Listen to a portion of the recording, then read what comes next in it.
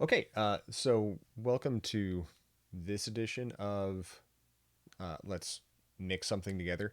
Um, I've been asked to kind of mix another song again with stock plugins, except this time go into detail about my thought process on some stuff. So I'm going to do that with a song. It's another one of those Cambridge multi-track songs. I'll put the link in the description. Um, and yeah, we're going to do that together. So you can download the songs. You can do everything that I'm doing and follow along and make sure that you kind of understand what's going on. So the multi tracks are from the band Woodfire. The song is "Get Fooled." It's on the Cambridge multi tracks, and we're rocking 20. So let's quick session setup. You hit Shift S. Make sure you're using sample rate 44.1 kilohertz, 24 bit. I've set the tempo to what is in the README file. Just forewarning. And there we go. Just gonna import all of these. Don't need to copy that. There we go, there we go, there we go. So a pretty simple session. It looks like we've got a couple of guitars, lead guitar, vocal, short little background vocal thing, bass, drums. I'm gonna go ahead and just hit the play button so we can hear what's going on, and then I'm gonna color code everything while we're doing that.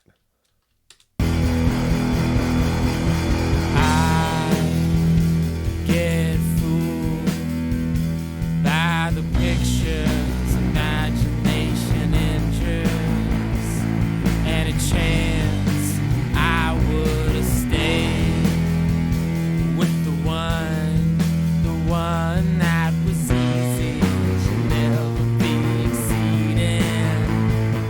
Any thoughts caught in my head?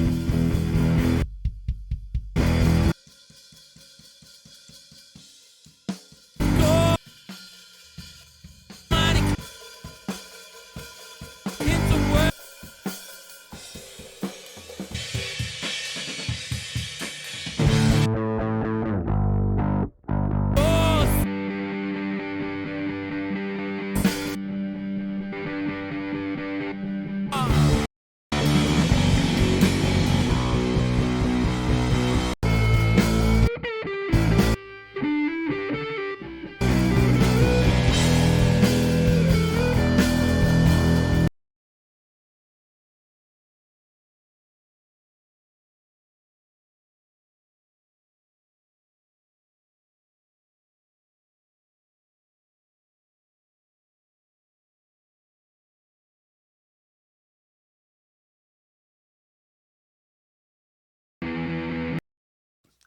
Sorry, I had my microphone muted.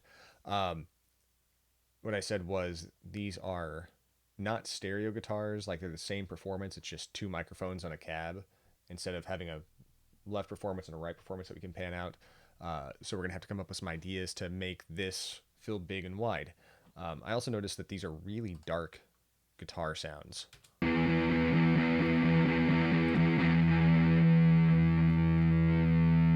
We can see in that little spectrum analysis right there that there's a whole lot of buildup around that range and not much top end here.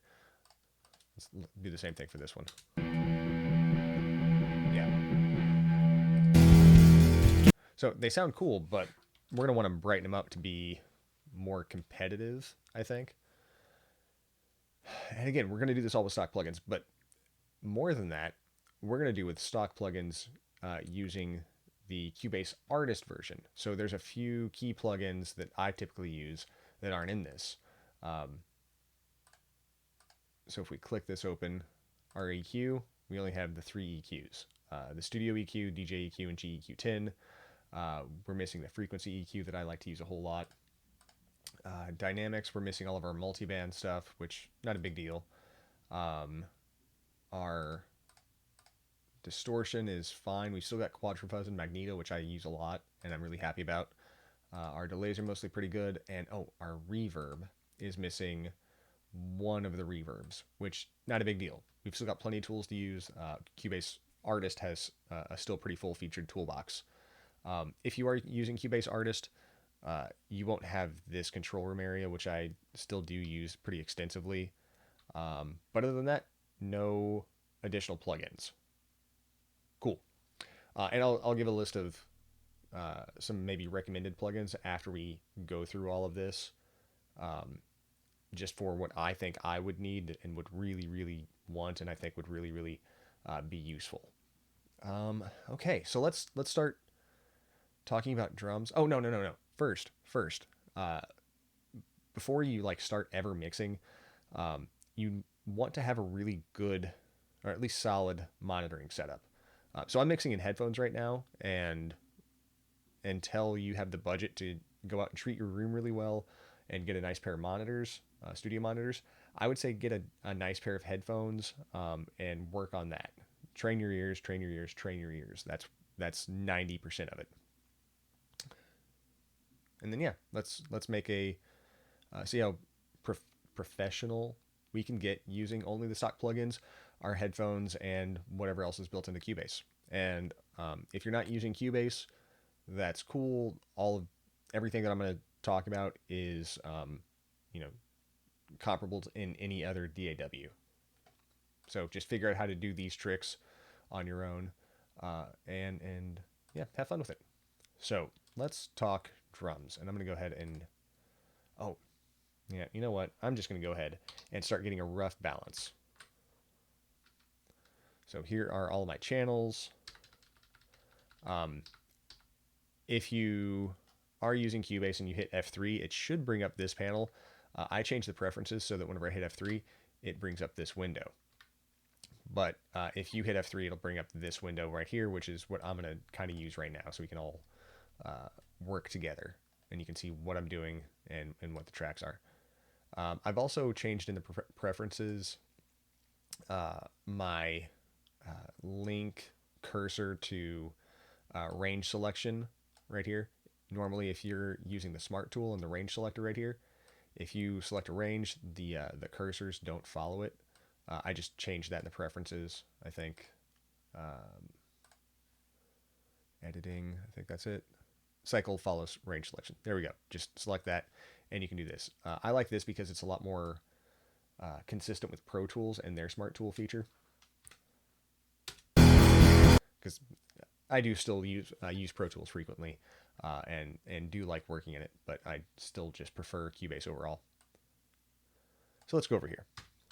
I'm going to select that range, loop it, and we're going to just actually build the mix, like a rough faders up mix, and do some panning.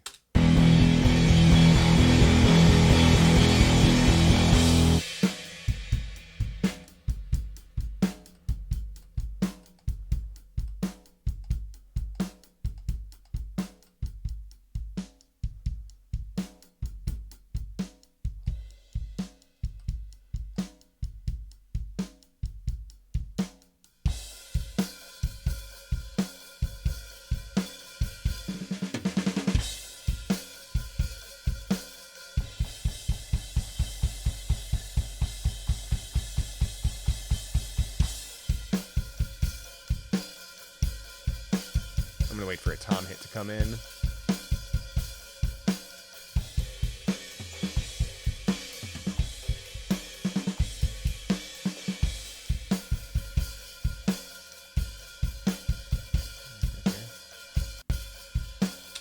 You know what? I'm going to solo my my stereo overheads and see if I can't figure out where the toms are supposed to be placed. Looks like there's a tom hit over there.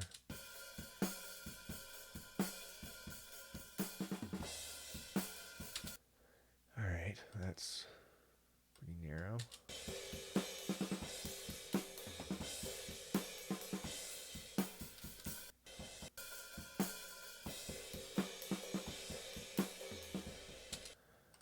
So good news and bad news. The bad news is like the toms just kind of feel really, really narrow, at least in the headphones. The good news is you can barely hear them. So I'm just going to go ahead and give them a nice wide spread.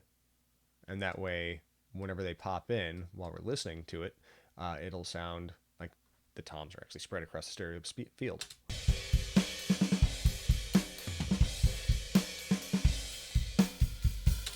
Cool, just like that. I like that. Um, the next thing I want to do real quick is just kind of check phase between my snare overheads and toms. So, what do I need to look for? Oh yeah, I'm gonna go to this big window right here, and there's my pre section.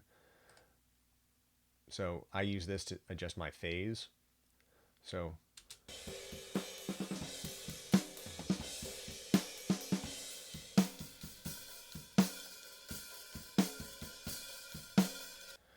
So whenever I hit the phase button, you can hear that snare kind of disappear in the mix, which is fine. That means the snare and the overheads are pretty in phase.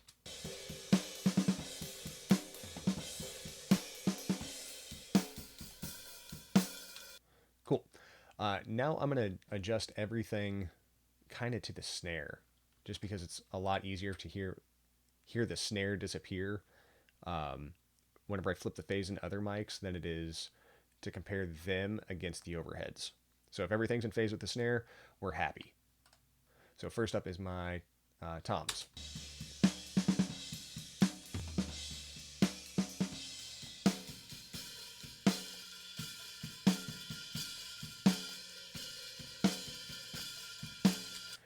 And whenever I do that, you can kind of hear the bottom fall away in the just the ambience, the bleed. Let's listen to it one more time.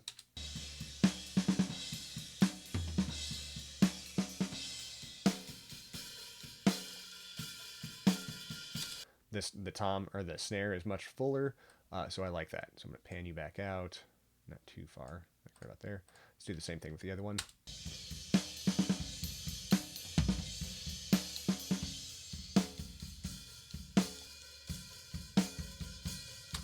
Same thing. So cool. My toms are in phase with my snare, and let's listen to my kick.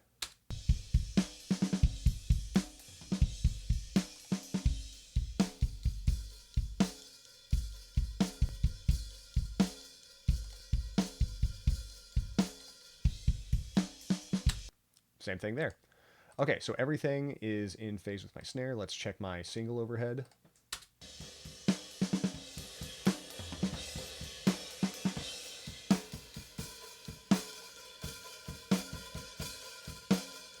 That's good. And my room sound.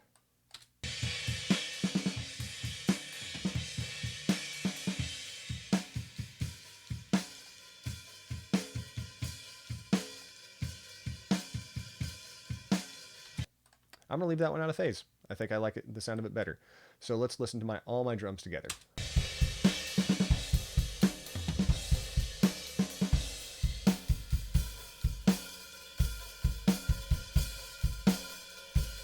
Okay. And real quick, I'm gonna group those all.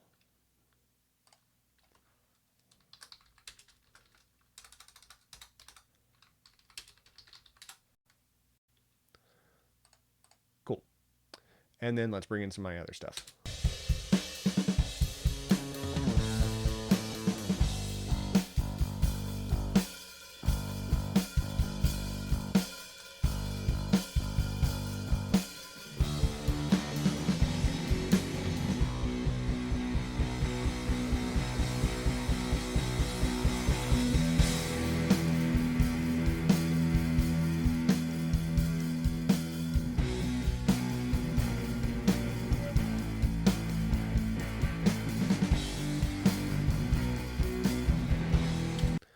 That gives kind of an interesting stereo image.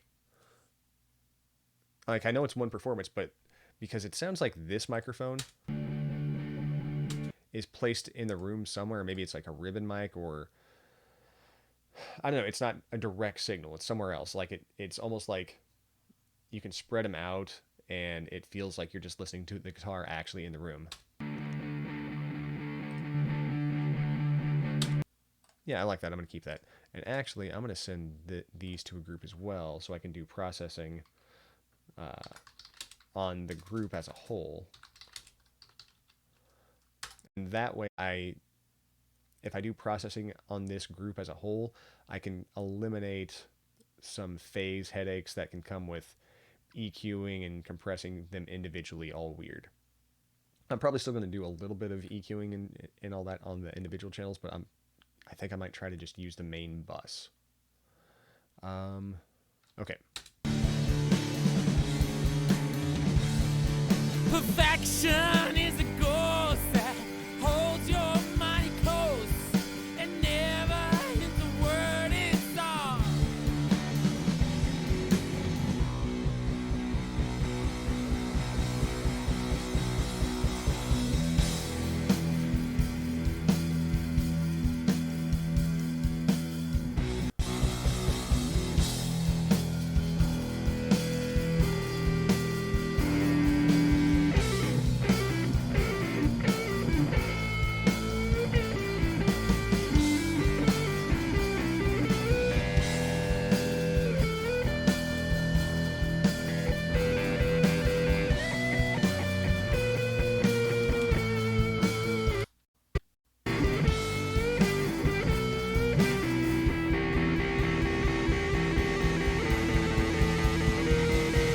Perfection is a ghost that Okay, so I feel pretty good about that rough balance.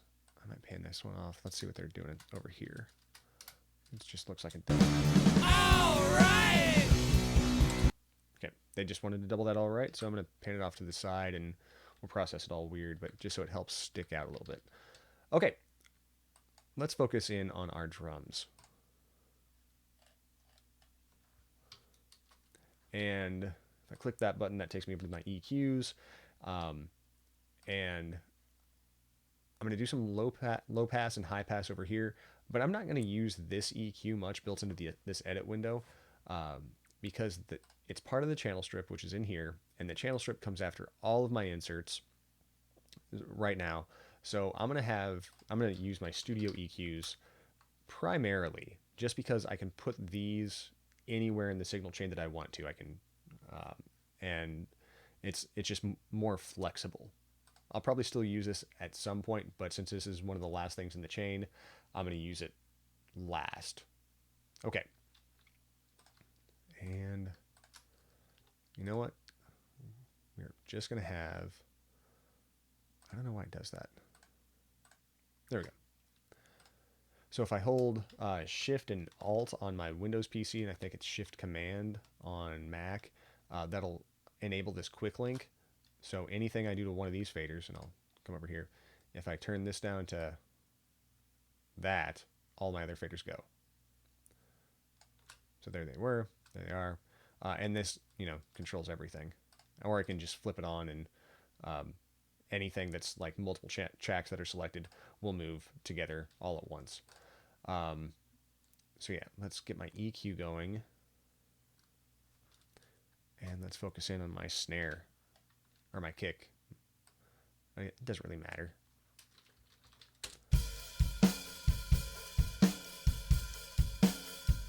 Alright, so we got a whole lot of low end, which I don't need all that much. I'm going to change the octaves so that, or the slope, so a little bit more gets cut out of this super low band.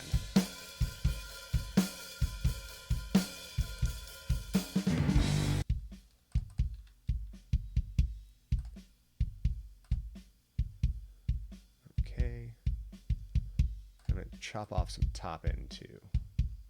Oh, you know what I wanted to do? I want to gate first.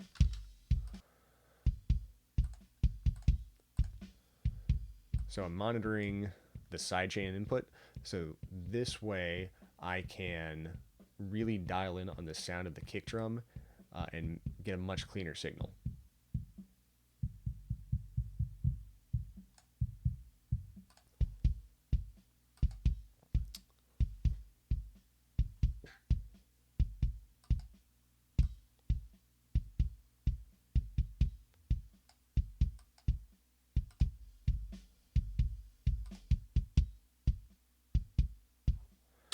Cool. Much cleaner.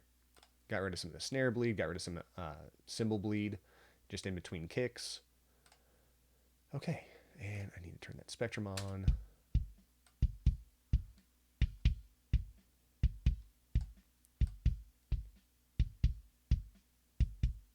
Give it some presence boost. Ooh, no, don't want that.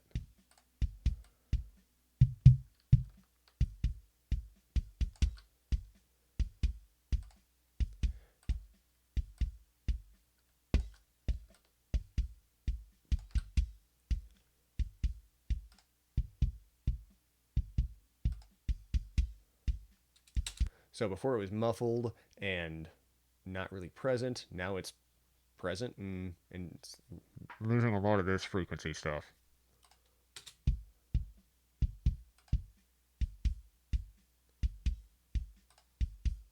Cool, I like that. Do I want to compress it a little bit? Might as well. So I'm going to use a peak analysis so that, I mean, this is transient heavy material, so we want it to focus on more of the peak stuff. We'll slow down the release, keep the attack kind of fast, maybe bump it up to like there.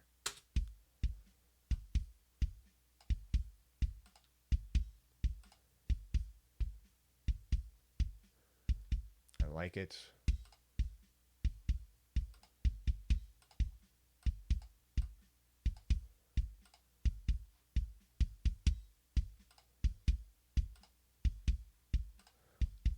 Not a whole lot of compression, but it's doing something I like. And then the last thing I'm going to do is throw some distortion on it using Quadrifuzz. At least the last thing for right now. And I'm just going to use a touch of this stuff. Using tape saturation, and what I'm hoping it's going to do is just kind of smear out the transient a little bit. Just, you'll hear.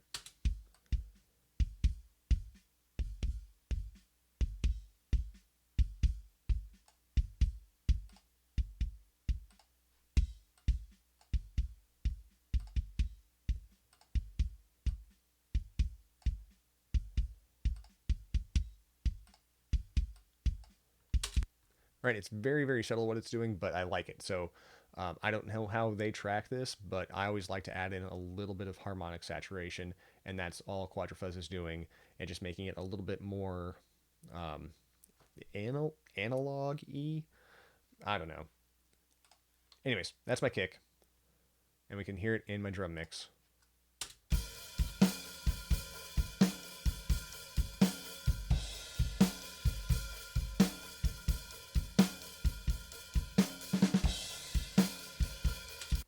So for right now, that works really well for me for what I want. Let's move on to the snare. And the snare I wanted to gate to.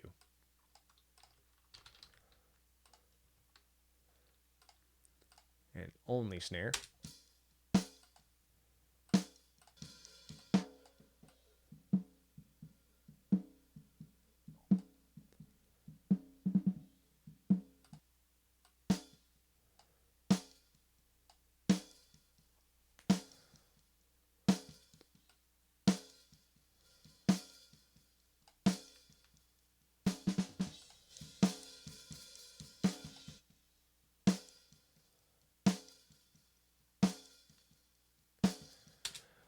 So I dialed on the gate. The fundamental is going to be somewhere right around there. If I look at the spectrum analysis, every time the snare gets hit, it's right at about 185. So 187, close enough to the fundamental of the snare, where the majority of the snare tone comes. And I'm going to go ahead and take a hard line and filter up to like there. Just getting rid of extra mud that we don't need. And let's dial in some stuff with our gates.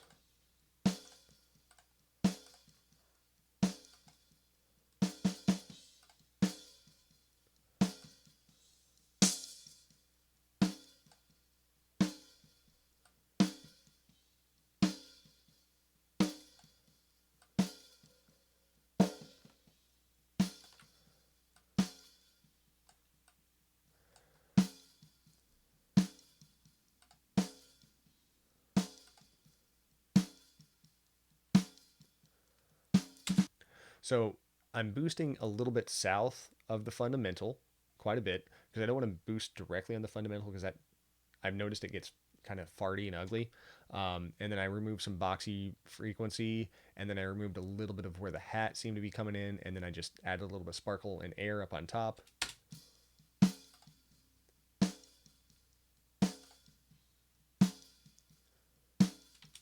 And I may want to bring this down just a hair.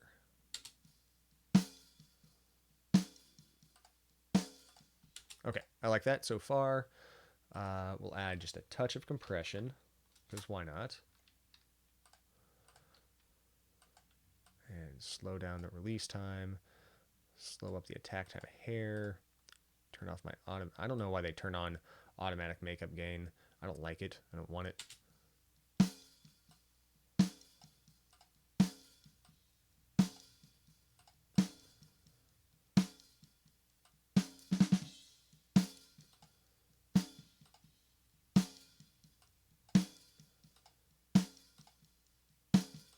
Cool, I like that. And then lastly, I want my quadrifuzz.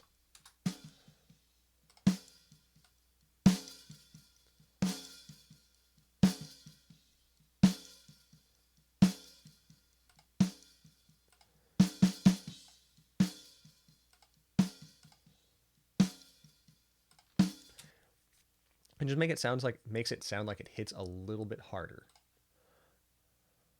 So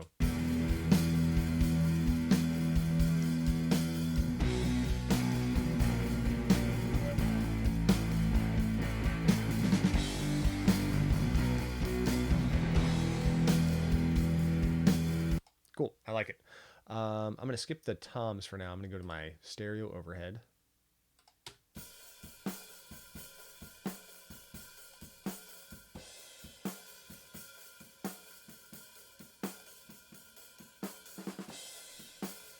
Yeah, sounds about right.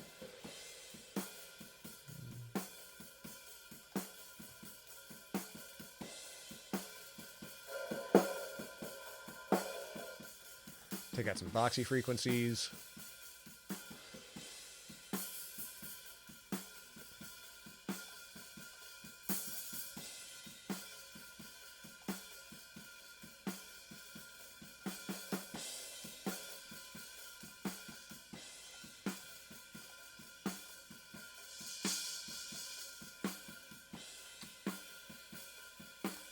So whenever I hold down shift and I plug onto that EQ point, that widens or narrows my curve. And if I hold down control, I can just boost and cut at the same frequency without having to worry about without, yeah, my mouse moving left and right.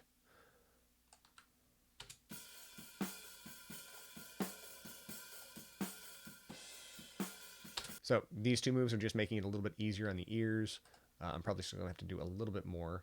And right off the bat, I am gonna do a little bit of compression, but I'm gonna use a really, really high ratio. And all I want to do is chop off the top of the snare whenever it pokes through.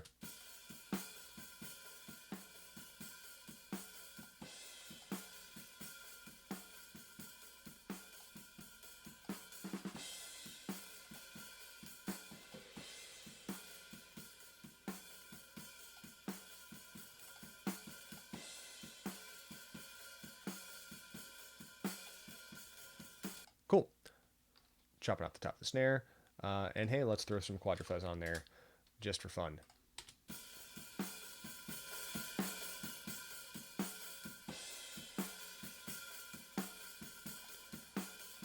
And I might throw in a de-esser.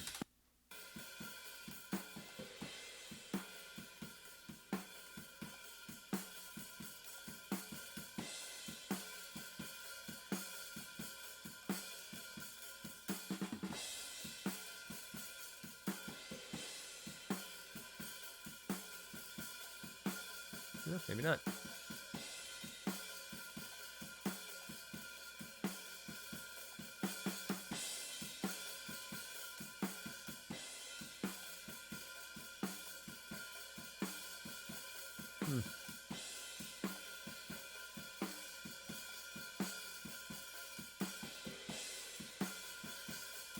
Really? That's weird that the snare is just poking through that high in that 10 to 20K region.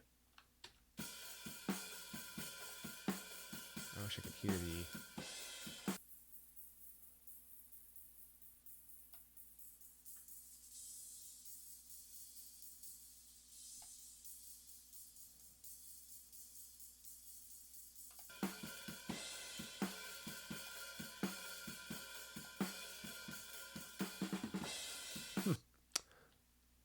I'll keep it there just for fun. Okay, so let's see how that blends with the rest of my drums.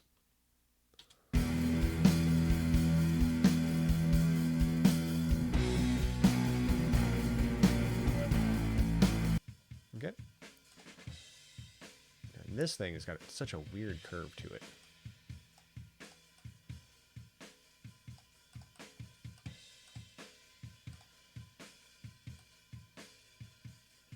I'm going to lop off a whole lot of you on the low end and on the top as well. We're going to lo-fi you out anyway.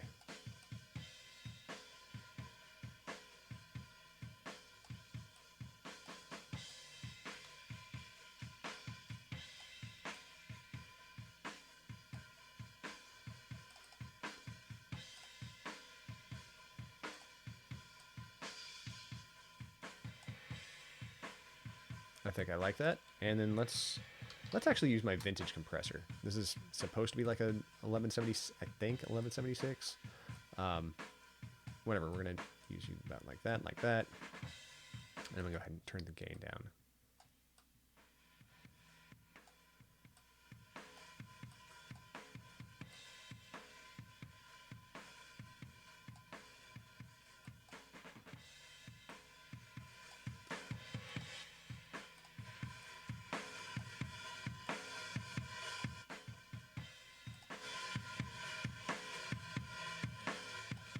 Cool. So that's giving it a weird mid-range punch.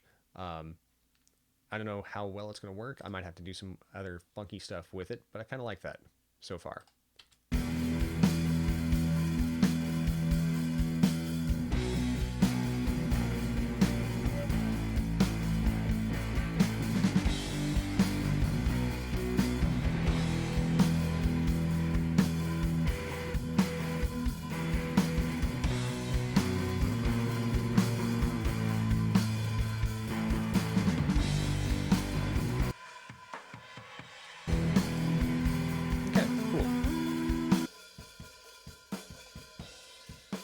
And I'm definitely going to scoop off some of the top end on this one. No. But I'm going to make it a slow octave.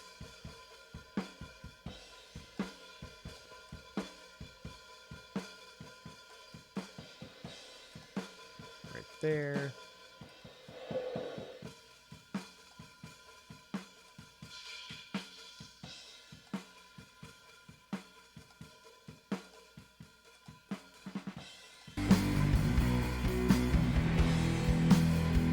All right, last thing we're going to do is take care of the toms. And on this one, I'm actually, instead of gating anything, I'm going to go through and just chop up everything as best I can. So what I'm doing, whenever I hit H and G, that zooms me in and out, and Shift H and Shift G make the tracks bigger. It's a vertical zoom.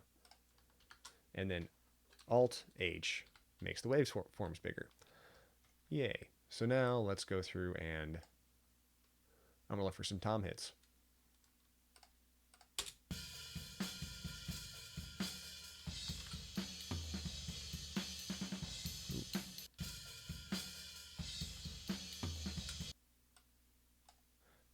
And let's take off my snap to grid. If I hit Shift X, that deletes or that chops up whatever the cursor surrounds. So now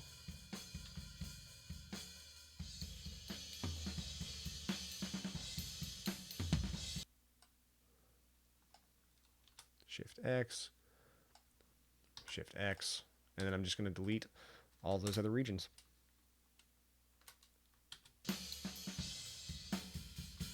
And this is the tedious part.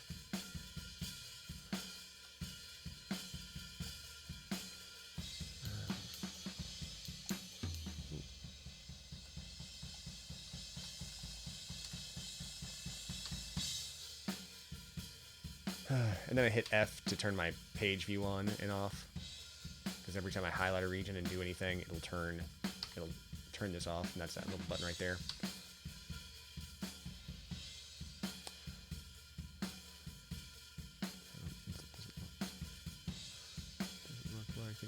there. Might have one right here.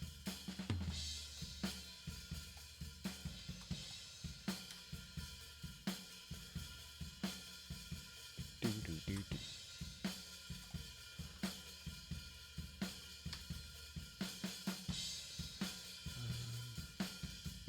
Doesn't look like I have anything coming up.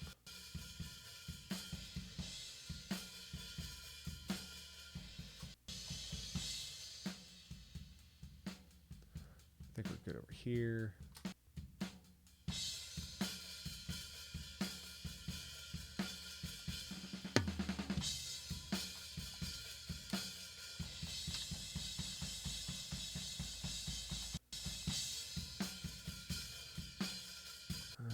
Looks like we're good up here.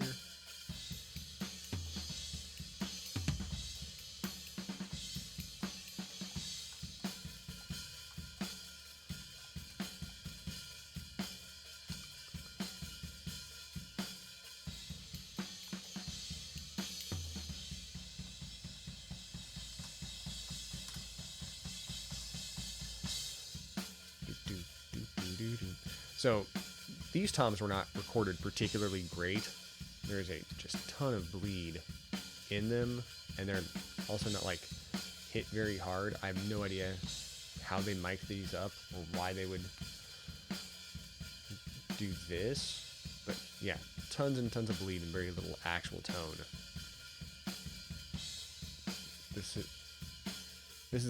Has a very strong case to actually be sample replaced. And I might, depending on how much bleed is in there.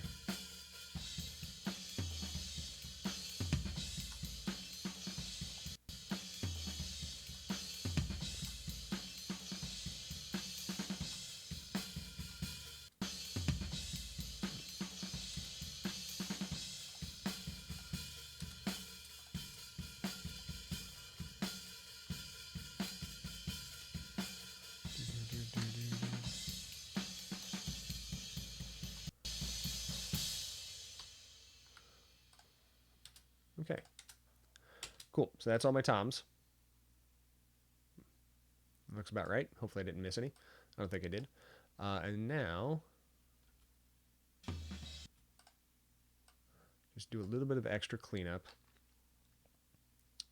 on them. Make sure they're nice and tight. I'll probably have to go through and listen to these a little bit more as we're doing the thing, working in the track, but for the time being, I'm just going to do a fade out and a fade in like that, and maybe an extra little bit of that. Cool.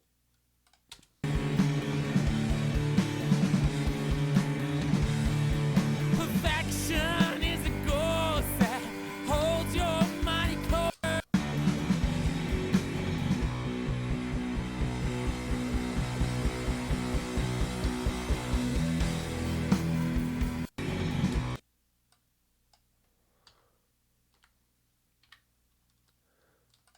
All right, you can boost these up a little bit more. Oh, but you know what? We should just EQ everything. So again, I'm going to get rid of a whole bunch of low end on there. Also get rid of a little bit of high end, because I'm sure there's going to be some cymbal bleed in there that we don't need. And then, what the hell? Come on, get out of there. Where's a good spot for toms? Just use you.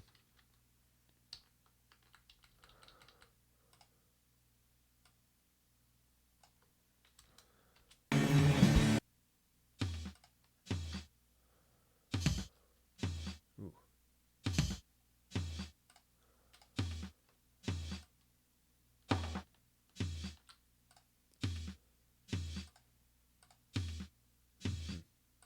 Dude.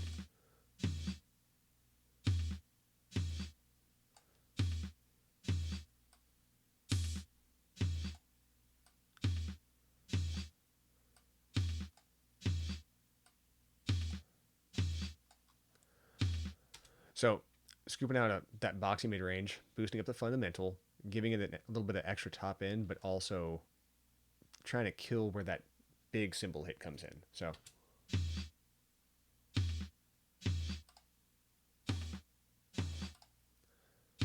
And then my filters are taking care of the rest. So let's do the same thing over here.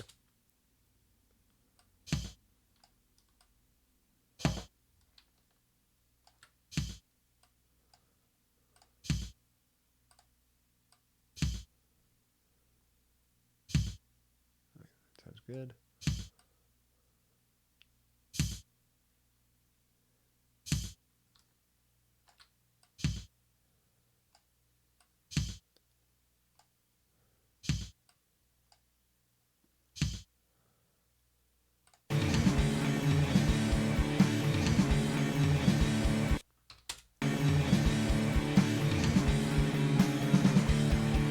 Perfection is a ghost that holds your money close and never hits a word in song.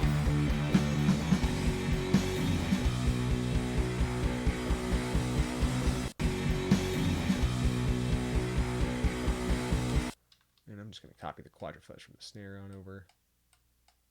So if I hold down Alt and drag plugins across, it'll copy the individual plugins. Okay.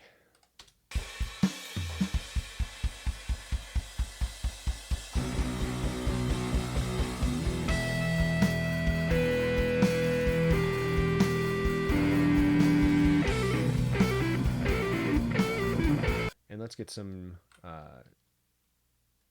overall quadrifuzz on there. I'm going to dial it back just a hair. And then let's get some compression. And I'm going to use something like 3 and then 100. Something that's kind of like SSL-ish on the attack and release times.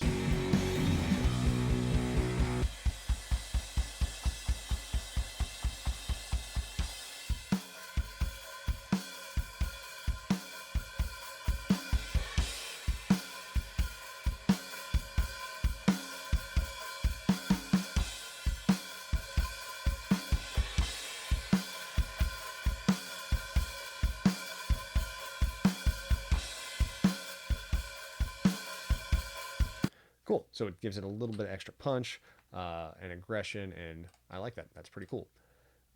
Let's give it some... No, I can't use frequency. I have to use my studio EQ. Give it a little bit of EQ.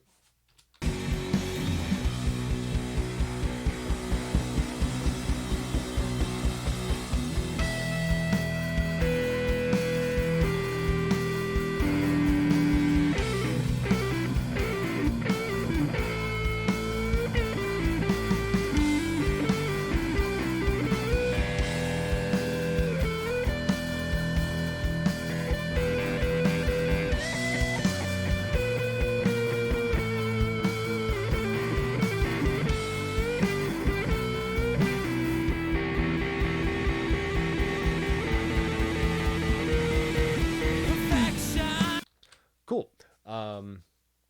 We're not done with the drums. Not by a long shot. So, kick, snare, tom-tom, overhead. We're going to send you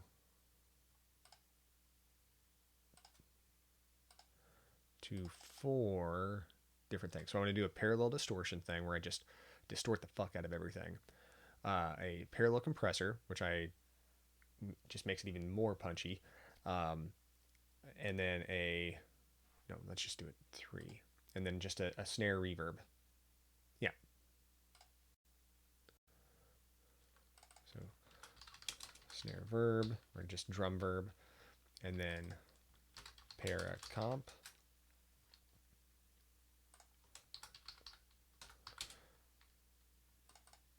And then drum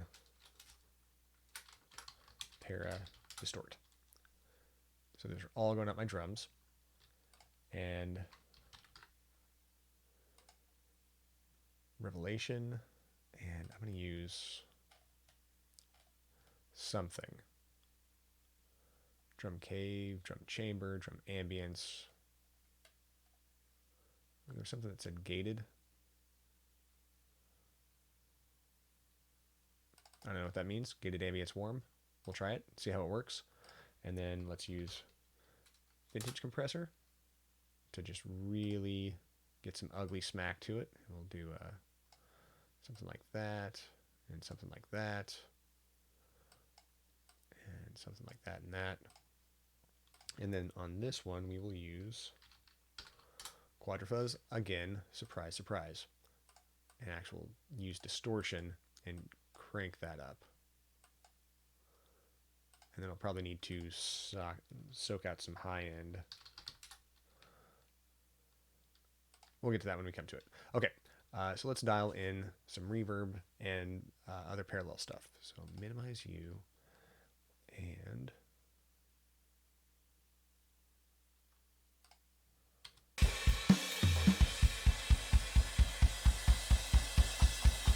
come on.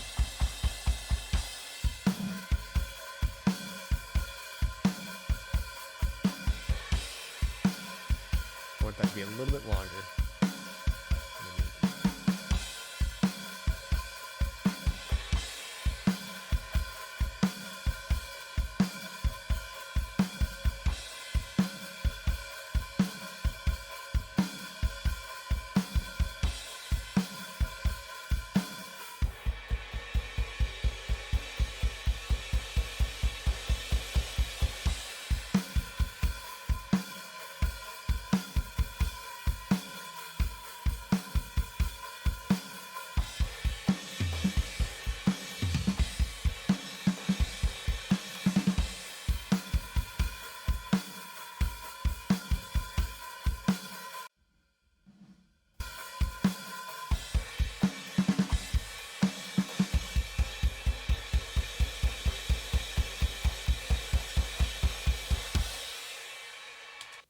Okay, just a touch, and I think that might help quite a bit.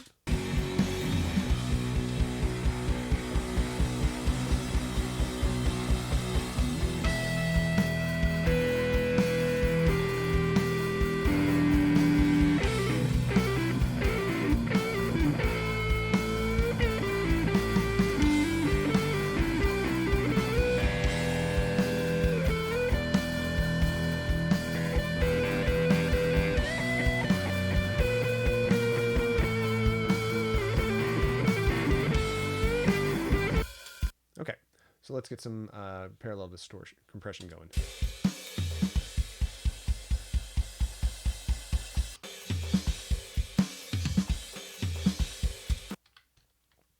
What are you doing, me?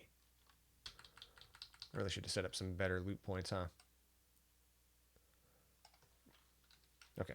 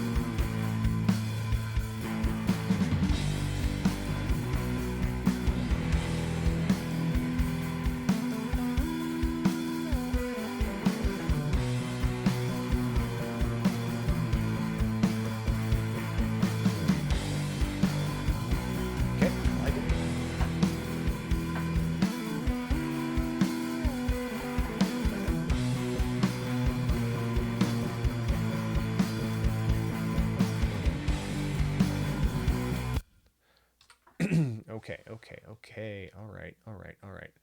That hi-hat is driving me nuts.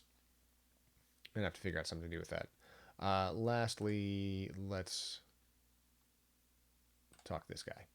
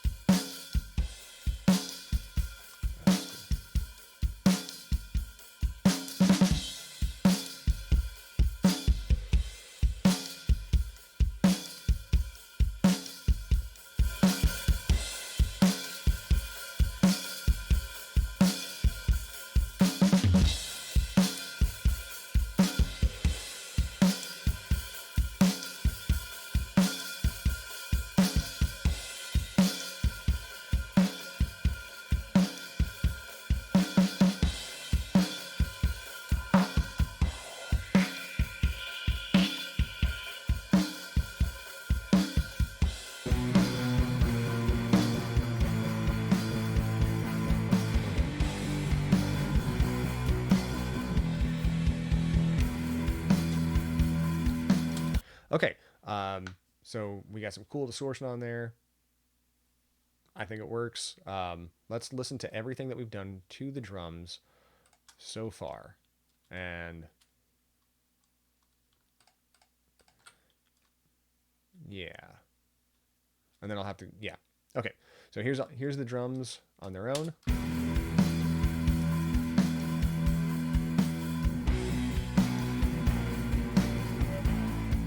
Minus the size.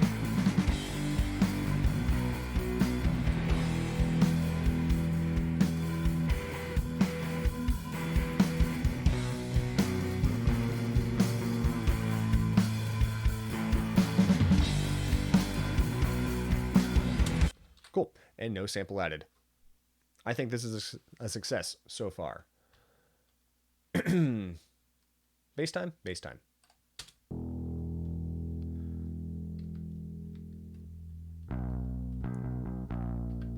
It's a little farty.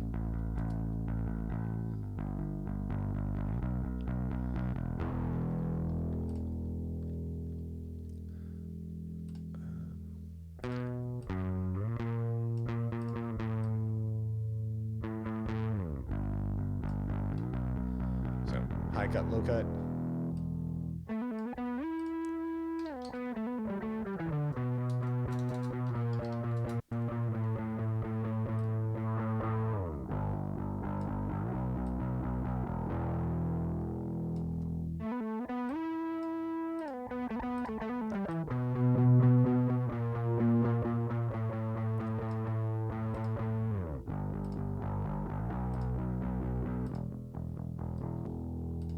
Okay, so brighten it up, took out some muddiness.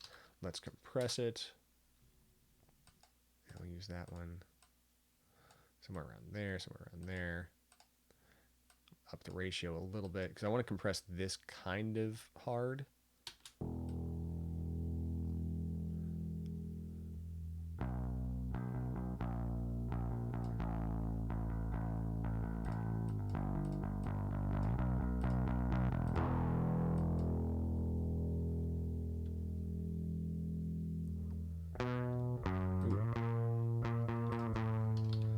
Gonna double compress it. Basically limit it.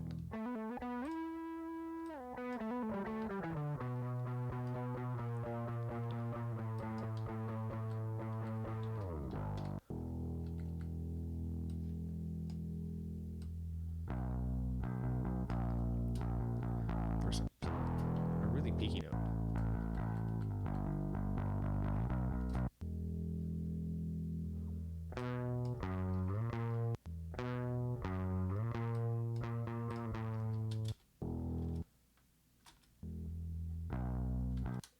Where's that peaky note? Where's that peaky note? There it is.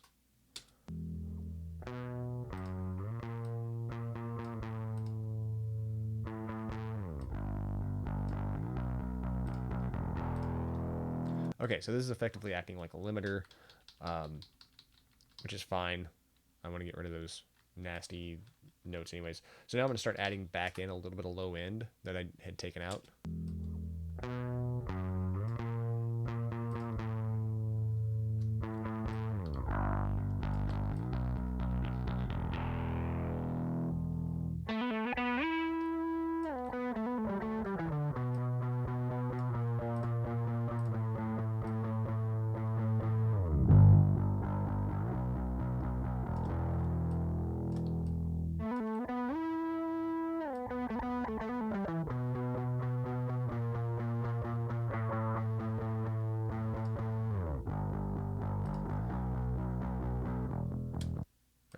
let's see how that fits in.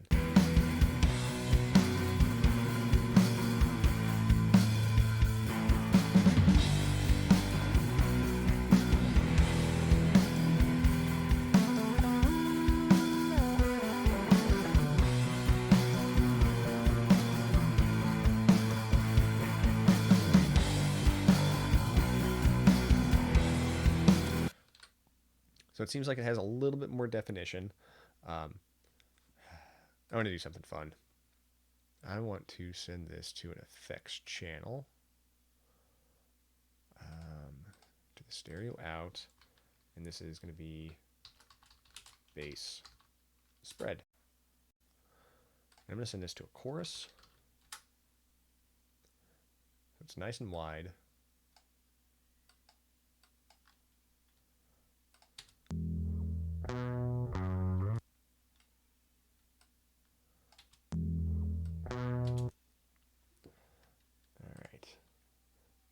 Pause this. Okay, so bass spread. And I want to distort it with quadrifuzz. And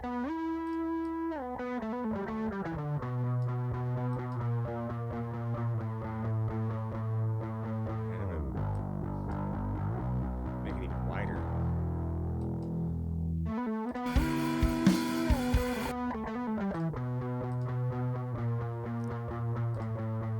That's pretty cool. I like that. And we will studio EQ it.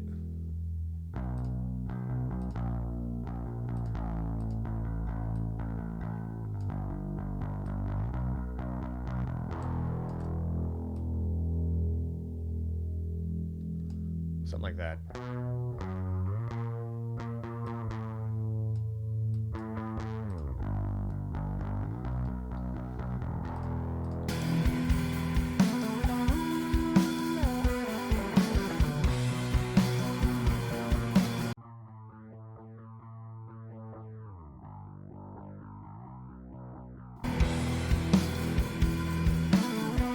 You know what? I want this bass to be a little bit more distorted, I think.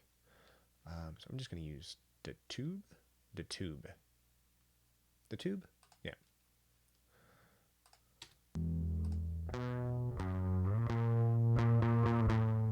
No. You know what? I'm going to use quadrifuzz, but I'm going to use quadrifuzz in multiband mode. And I'm going to distort the low mids, I think. Like right around there. Because I want the girthiness of the low mids to really take over.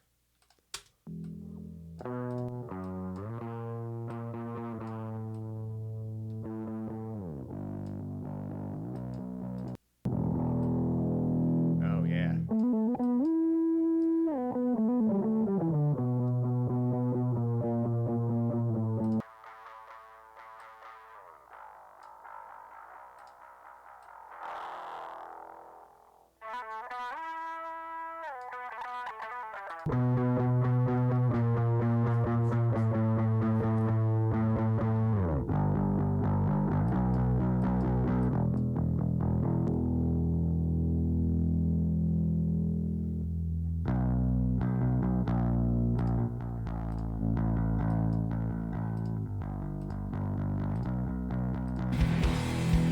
Yeah.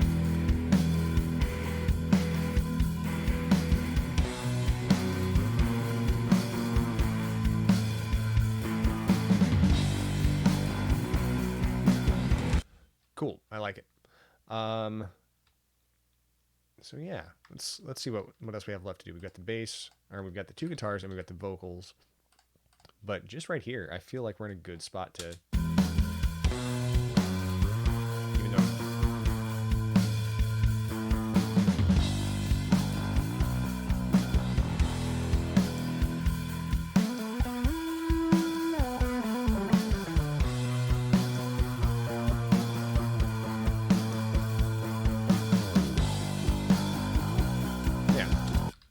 I feel pretty confident about that.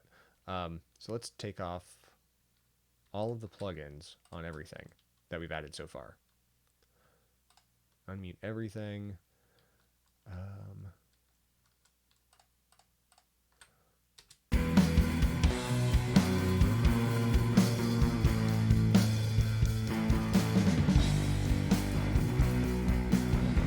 Our basic raw tracks.